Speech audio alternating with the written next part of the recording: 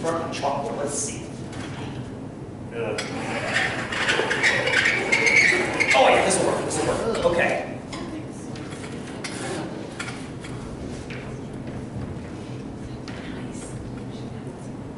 Notice where I tested that. Standing directly underneath it. Yeah. We have nurses, correct? Yeah. Okay. Now, Tony, right before we left for break, I had asked the class a question. I said, how fast am I going? How fast am I going when I pass the 200-foot marker? Right? How fast am I going when I pass the 200-foot marker? I had you guys guessing as far as just by virtue of just how fast you thought I was going. I heard everywhere from 12 to 30 miles an hour. Tony, you came up with an average of, what was it? 13 point something, I can bring it up. 13 point something miles an hour. And what did you do to get that value? There's an app for that. There's an app for that. I like that answer. I like that answer. It's very, very good. I'm going to pull the TI down in front of this board. Put the graph back up. I have a unit converter one, and I basically divided the 10 seconds divided by 200. Hang on. Change the brightness.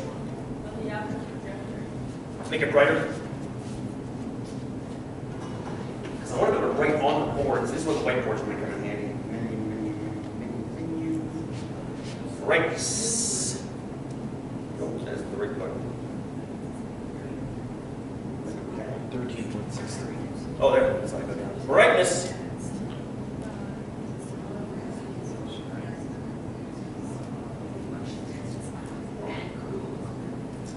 Contrast.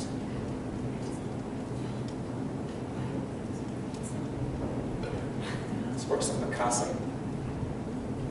You know what? Actually, this might work. This might work okay. Hang on. Yeah, it's visible enough to get what we have to get done. So here's the deal. Right there, I was at 200 feet. I'm gonna draw a TI screen on the board, and then I'll just mute the projector so we just get the graph. Okay.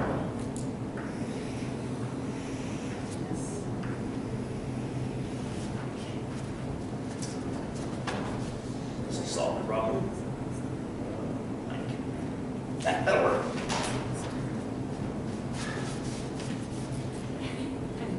What time is this? At what time did I hit 200 feet? According to my model.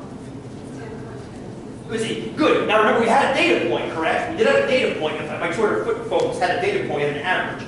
But let's use our model again. Now I just lied. I can put the projector back on. Let's use our model.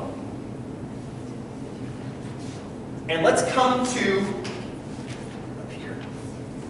Let's use the TI and figure out at what time was I at 200 feet. Now, in order to do this, I can either do algebra, which is totally fine, or we can use something we did in class last time. I emailed you, some of you folks are Googling about it, called the intersect method. So what I can do is I can bust some old 95 skills here. I'm going to turn my plot off.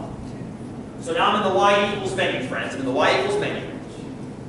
In the y equals menu. I turn my scatter plot off because I really don't need it right now. The scatter plot, what's the whole point of the scatter plot again, friends? What's the whole point of the scatter plot? To see if the data is linear or not. Rachel, thank you. To see if the thing is linear. It wasn't. It was curvy. Once you decided it's curvy and you find a model, your model is all you need. Because we're going to use the model to do some predictions. Or some interpolations, actually. So turn your scatter plot off, and everybody do this. Down here in Y2, put a 200 in Y2. 200, because what this is going to do is, it's going to take a horizontal line and draw it straight across with your curve. What's that?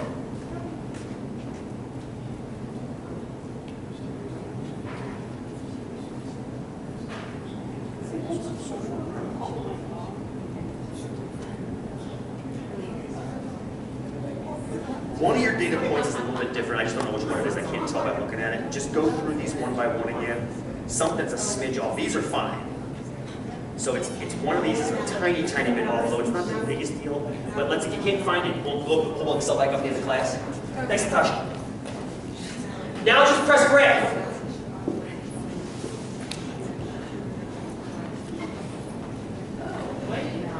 So that's the 200. That horizontal line is the 200. It was in Y2. Now why did I just do that? So I can find where they intersect. I want to know what time the model predicted. What time did the model predict that I got to 200 feet? At what time did the model predict? Well, here's 200 feet. And this time right here is when it happened, according to the model. So this is where that intersect command comes in handy. So second, trace, intersect. And then at this point, it's just enter, enter, go. It predicts about 10.1 seconds. It predicts 10.1 seconds. It predicts 10.1 seconds. So now, if you look at the little quizzy I just gave, little quizzy poo was my math teacher from high school, used to call it quizzy poo. You look at that thing. Part B, what average time did we agree I passed the marker at 200 feet? Can we agree at 10.1, huh? I think it's fair. As long as we're using the same value, life is good.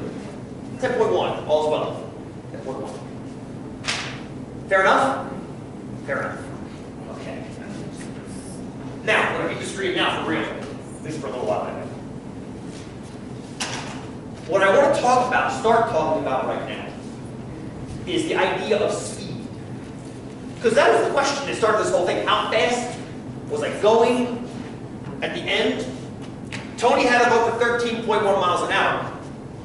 Now, one way of looking at that is you need a reference point. So here's the deal. I'm going to talk about a topic called average rate of change. We're going to get tired of writing that, so we're going to call it AROC.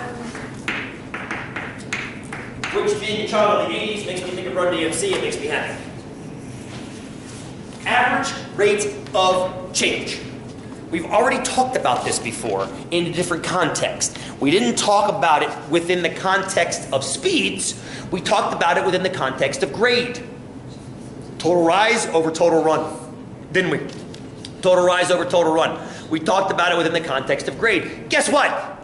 It's exactly the same within the context of speed. It's just that within the context of grade, there was no unit.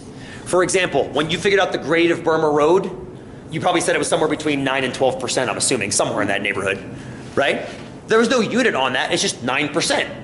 Because for every 9 feet it goes up, it runs 100, and the feet cancel. The difference with average rate of change is the units aren't going to cancel because they're different units. One is distance and one is time. That's the difference. That's the difference. So, let's come back to this.